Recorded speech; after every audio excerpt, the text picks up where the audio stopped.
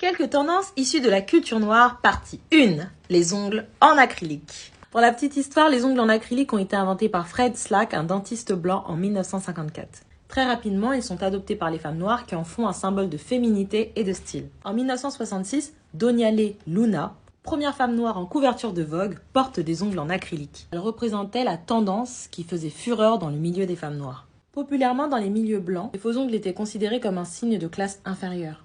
Si vous n'aviez pas assez le temps pour les laisser pousser, cela signifiait que vous apparteniez à la classe ouvrière. Aussi, le vernis rouge sur les femmes noires était perçu comme un signe d'hypersexualisation.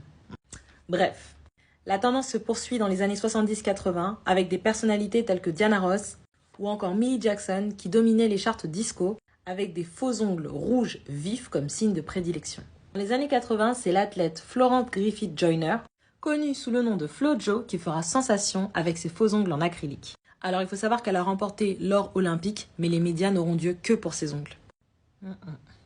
J'en profite pour vraiment insister que les fantaisies, toute la beauté en fait qui a été mise en place avec les ongles en acrylique ont été popularisées et médiatisées par les femmes noires. Dans les années 90-2000, le nail art se popularise davantage dans la culture noire avec des personnalités telles que Missy Elliott, Lil' Kim et j'en passe. Ah là là. Aujourd'hui, les faux ongles, ça s'est tellement popularisé que les gens ont complètement oublié qui a lancé la tendance. Qui a popularisé le bail. Le problème avec ça, c'est qu'une fois de plus, les femmes noires sont marginalisées et pire encore, leurs crédits sont attribués à d'autres femmes. Exemple. Il y a quelques années, on parlait de la tendance des ongles percés et on a accordé le crédit à Kim Kardashian. Vous me direz, c'est toujours la même. Mais elle a son équipe aussi, hein.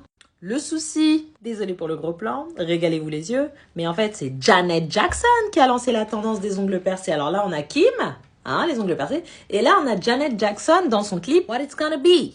Clip qui date des années 80. So, what are you talking about? What? Anyways, maintenant tu sais tout. À propos des ongles en acrylique, ce ne sont pas les femmes noires qui l'ont inventé, mais ce sont les femmes noires qui l'ont rendu tendance. Auparavant, on disait que c'était le ghetto, et aujourd'hui tout le monde le fait. Bah voyons.